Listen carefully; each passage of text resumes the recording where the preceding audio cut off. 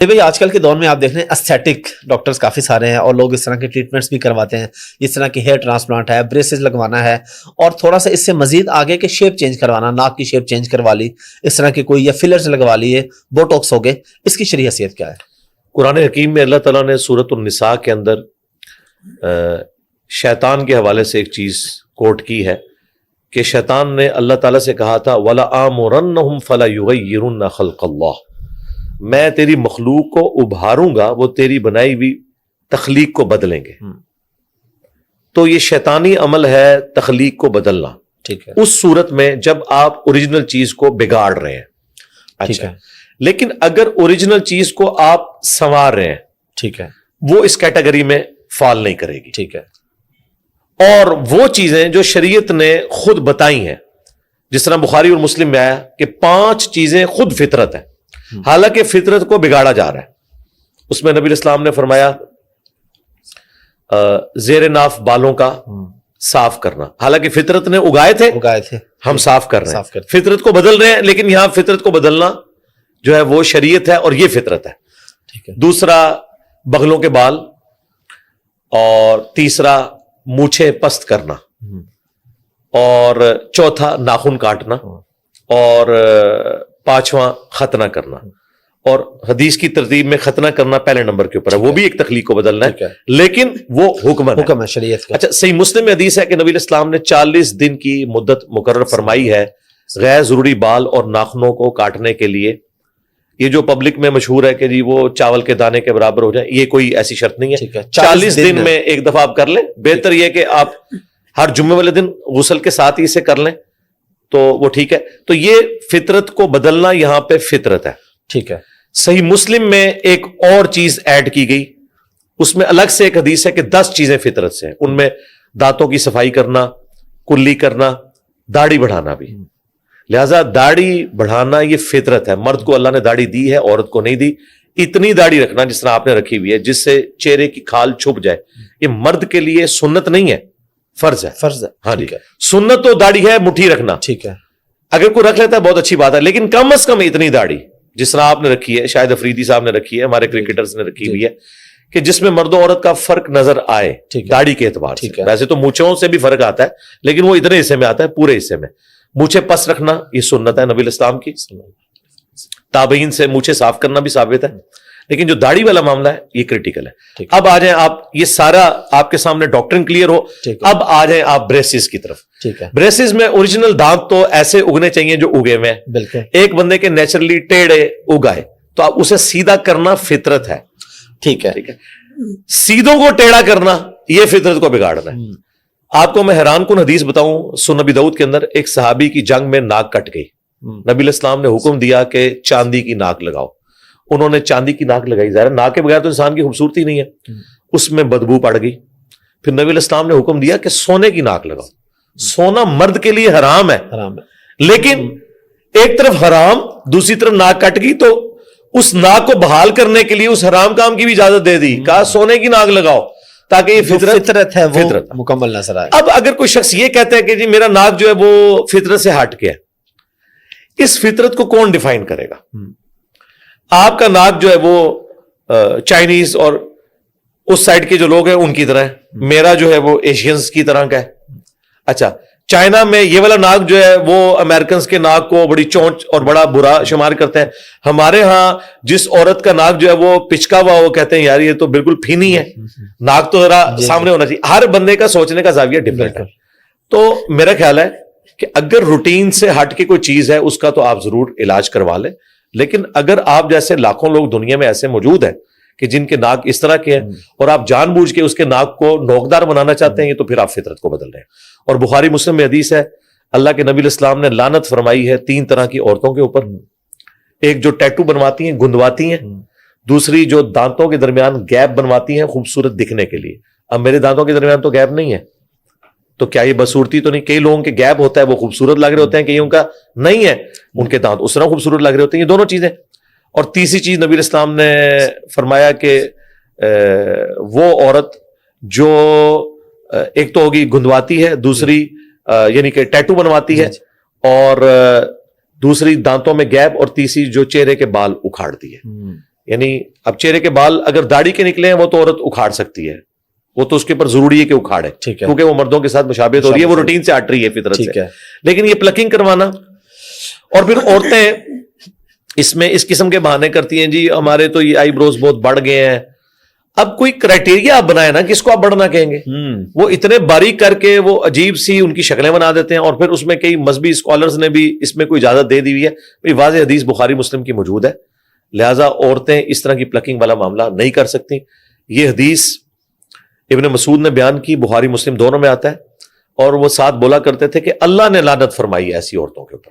تو ایک عورت ان کے پاس آ گئی, اسی حدیث میں آتا ہے, اس نے کہا کہ میں نے پورا قرآن پڑھا ہے, قرآن میں تو کہیں پلکنگ کرنے والے کے اوپر یہ دانتوں میں گیپ بنوانا, ٹیٹو کوئی نہیں ہے. تو انہوں نے کہا کیا تم نے قرآن میں نہیں پڑھا, وما آتاکم الرسول فخذوہ, جو رسول اللہ دیں وہ لے لو, جس سے منع فرمائے اس سے رک جاؤ. تو آپ صلی اللہ علیہ وآلہ وسلم نے لعنت فرمائی ہے, اور آپ نے ان چیزوں سے منع کیا ہے, لہذا قرآن کی روح سے یہ اللہ نے منع کیا. اس نے اگلی بات کی, اس نے کہا کہ حضرت میں نے تو سنا ہے آپ کی بیوی بھی یہ سارے کام کرتی ہے. یعنی ابن مسعود کا شارٹ کلپ کسی نے کوئی میم بنا کے اس زمانے میں عام کی ہوئی تھی, ان کی گھر کی, آج کی لینگویج میں بات کر رہا ہوں. ابن مسعود نے اس عورت کو کہا جاؤ اندر جا کے میری بیوی کو دیکھ لو.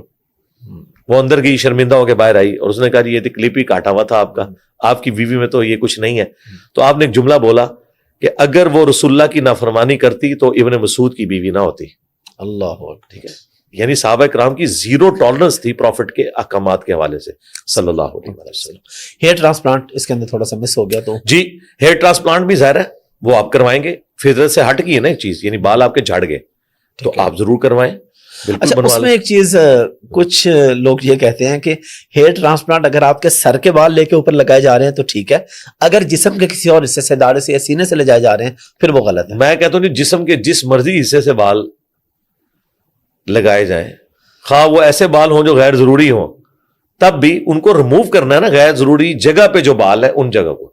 وہ بال فی نفسی کوئی ناپاک تو نہیں ہوتے. وہ اگر کوئی بال استعمال کرتا ہے تو اس میں تو کوئی ہڈی اور داڑھی کا تو ایسا کوئی مسئلہ ہی نہیں ہے.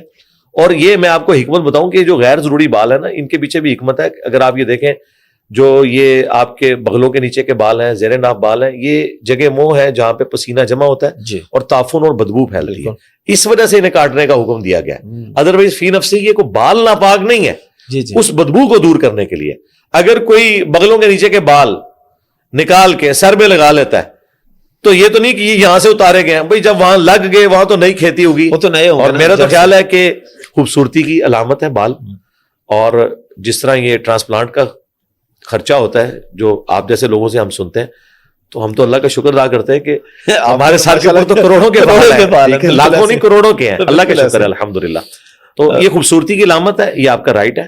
تو داڑھی بھی اگر کسی کی نیچرلی نہیں ہے اور اگر اس طریقے سے ٹرانسپلانٹ کر کے وہ داڑھی لگوانا چاہتا ہے تو کرے. اسی طریقے سے میرے پاس کچھ ٹرانسجینڈرز میں سے لوگ آئے, وہ طارق جمیل صاحب کی دعوت کی وجہ سے ریورٹ ہوئے. پھر طارق جمیل صاحب نے انہیں کہا کہ آپ انجینئر صاحب کو بھی جا کے ملیں, وہ میرے پاس بھی آئے. تو وہ ماشاءاللہ اتنی گھنی داڑھی تھی, میں نے کہا یہ کیسے؟ ان کا جی طارق جمیل صاحب نے ہمیں ٹیکا منگوا کے دیا باہر سے, اس کے ذریعے پھر یہ بال اگے ہیں, ادروائز ہمارے یہ بال نہیں تھے. تو آج تو ماڈرن سائنس اتنی ترقی کر گئی ہے کہ آپ ایسی ادویات اور ٹیکے آ گئے جن کے ذریعے آپ یہ سارے معاملات سیٹل کر سکتے ہیں. تو کرنے چاہیے. میں تو کہتا ہوں جن کے بال نہیں وہ لگوائیں, خوبصورتی کی علامت ہے, اللہ نے ایویں تو نہیں اگائے ہوئے, بالکل ہونا چاہیے. اسی ایریا کا آخری کوشچن, رنگ گورا کرنے کے لیے انجیکشن لگواتی ہیں لڑکیاں, لڑکے بھی لگواتے ہیں یا ٹیبلٹس کھاتے ہیں, اس کی کیا شرعی حیثیت ہے؟ میں نے تو اس کا انجام جو ہے وہ تباہی دیکھا ہے جی.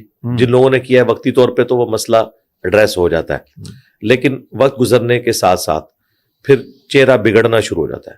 اگر میڈیکل سائنس یہ انشور کر دے تجربات کے بعد کہ اس کے کوئی سائیڈ ایفیکٹ نہیں ہے اور کسی کو کوئی فرق نہیں پڑے گا, تو ٹھیک ہے, آپ کا رائٹ ہے, آپ کر لیں. یہ کوئی شکل بگاڑنا نہیں ہے. اگر کوئی نیچرلی سانولا تھا تو یہ اس کا رائٹ ہے کہ وہ اپنے فیس کو صاف کرنا چاہتا ہے. اگر کسی کو کوئی دانے نکل آئے ہیں تو اس کی بھی ٹریٹمنٹ کروا سکتا ہے, لیکن وہ انسانوں والی ٹریٹمنٹ ہو.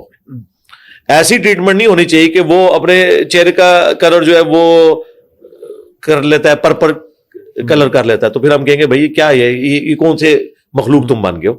چلو سفید اور سیاہ کا تو فرق ہے. اگر کوئی کرنا چاہتا ہے اس میں شرعی اعتبار سے ہمارے نزدیک اس کے اوپر کوئی گرفت نہیں ہوگی. یہ نیچر کو بگاڑنا اس لیے نہیں ہوگا کہ نیچر میں سفید کلر والے لوگ بھی ہوتے ہیں, ٹھیک ہے, اس میں کوئی ایسا معاملہ نہیں کہ جس کے اوپر کوئی فتویٰ لگایا جا سکے, لیکن سبجیکٹڈ ٹو وہ ساری سائنٹیفک چیزیں ان کا بھی خیال رکھنا ہے. کیونکہ یہاں تو ہم نے دیکھا ہے بعض لوگوں نے دانتوں کا ٹریٹمنٹ کروایا, اس کے بعد اس کا سینسٹیوٹی لیول بڑھ گیا. ویسے تو جو عام ٹریٹمنٹ ہے وہ تو ریگولرلی آپ کو کروانا چاہیے, لیکن یہ جو عجیب و غریب قسم کے کیمیکلز اور منجن لوگ گاڑیوں میں بیچ رہے ہوتے ہیں, بسز کے اندر, وہ لوگ لگاتے ہیں, وقتی طور پہ تو سفید ہو جاتا ہے اور بعد میں پوری زندگی کے لیے مصیبت کھڑی ہو جاتی ہے. لہٰذا میڈیکل سائنس جب تک پورے وثوق کے ساتھ کسی چیز کو اسٹیبلش نہ کرے, آپ اس میں آگے نہ بڑھیں. علوم دو ہی ہیں, ایک ریویلڈ نالج ہے جو قرآن و سنت کا علم ہے وہی کے ذریعے, دوسرا ایکوائرڈ نالج, وہ اللہ تعالیٰ نے ڈیفینٹ ایک اپنے فعل کے ذریعے اس کا اظہار کیا ہے, فزیکل فینومینا آف نیچر. اور یہ انسان نے جو ترقی کی ہے اسی نیچر سے ہی چیزیں حاصل کی ہیں نا. آج ہم نے بیماریوں کے اوپر قابو پا لیا ہے. آپ کو حیرانگی ہوگی اگلے زمانوں میں لوگوں کی عمریں اتنی نہیں ہوا کرتی تھیں. یہ ہمیں مشہور ہے کہ فلاں جو ہے 100 سال کا, وہ کوئی ہزاروں میں ایک بندہ ہوتا تھا. زیادہ تر لوگ بلو 50 ایکسپائر ہو جاتے تھے. کئی تو ایسی تہذیبیں ہیں جن کی عمریں 35 سے 40 کے درمیان ہوا کرتی تھی. یہ انسانی ہسٹری میں حضرت نوح علیہ السلام کی جو ایک ایکسیپشن ہے وہ بھی ان کی ذات کے حوالے سے آئی ہے. یہ نہیں کہ اس زمانے میں ساروں کی عمریں اتنی ہوتی تھی. انسانی ہسٹری میں سب سے زیادہ عمریں اگر ہیں تو ابھی یہ میڈیکل سائنس کی برکت سے ہم نے بیماریوں پہ قابو پایا ہے, تو اس ایرا کے اندر ہے. پہلے لوگوں کی اتنی عمریں نہیں ہوا کرتی تھی. آپ پرانے بادشاہوں کی بھی عمریں دیکھیں, تھوڑی تھوڑی عمروں میں اتنے کام کر کے چلے گئے. بچپن سے ان کی ٹریننگ آپ دیکھیں گے جی 22 سال کی عمر میں یہ کر لیا. سکندر اعظم کی کتنی عمر تھی؟ 33 سال. آپ مسلمانوں کے بڑے بڑے حکمرانوں کو دیکھیں, سب بلو 50, میجورٹی بلو 50 فوت ہو گیا. میں اکثر یعنی یہ کتابوں میں ہسٹری کی پڑھتا تھا کہ جی بنو عباس اور بنو امیہ کے حکمران ایک مجلس میں پورا بچڑا بنا ہوا کھا جاتے تھے, ٹھیک ہے. میں حیران ہوتا تھا کہ یار ان کو ہارٹ فیل کیوں نہیں ہوتا تھا. پھر ایک دن میں نے ورکنگ کی کہ میں ان کی عمریں تو دیکھوں, تو وہی ہوا. ان کے تو ہارٹ فیل ہوئے ہیں 40 سال کی عمر میں, 45 سال کی عمر میں. اتنا جو وہ کھاتے تھے, چربی چڑھتی تھی, تو یہی کچھ, تو عمریں ان کی کوئی زیادہ نہیں ہوتی تھی. یہ تو آج سائنس کی برکت سے ہمارے اندر تھوڑی سی اویئرنیس آئی ہے, ہم اپنی خوراک کا خیال رکھتے ہیں, پھر بیماریوں کے اوپر قابو پا لیا. پہلے لوگوں کے اگر 10 بچے ہوتے تھے تو 2 بچتے تھے. انس ابن مالک کے بارے میں بخاری مسلم میں آیا کہ 100 سے زیادہ میں اپنے بچے دفنا چکا ہوں. جی, ان کی عمر 100 سال ہوئی تھی اور ان کے پوتے پوتیاں بھی بہت زیادہ ہوئی تھیں. تو 100 سے زیادہ وہ کہتے ہیں میں نے اپنی اولاد میں سے بچے پوتے اور پوتیاں دفنائی ہیں. اتنی لوگوں کی اولاد ہوتی تھی. کیوں؟